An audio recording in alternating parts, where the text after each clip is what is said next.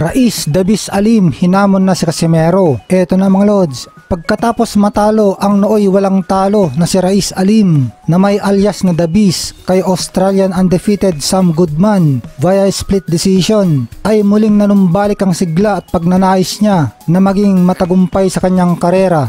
Hinamon ni Raiz Alim ang taga-Ireland na si TJ Doheny na rank number 4 ng WBO. Mula number 1 ay bumagsak nga si Alim sa number 5 sa WBO ranking dahil sa talo niya kay Sam Goodman. Gusto na Alim na sa baluarte niya sa USA gaganapin ang sunod na laban niya ngayong katapusan ng taon na ito o early 2024. Gusto din daw ipaalam na Alim na lalabanan niya lahat ng nasa top 10 sa WBO ranking sa Super Bantamweight Division. Nasa top 10 ang ating pambato na si Janriel Casimero. Sa katunayan pa nga, mas mataas pa siya kay Raiz Alim at TJ Doheny dahil number 3 siya sa WBO ranking. Ibig sabihin, payag itong si Raiz Alim na labanan sa angas ng Pinas. Dahil nga sinabi niya na lalabanan niya lahat ng nasa top 10 sa WBO ranking sa Super Bantamweight Division.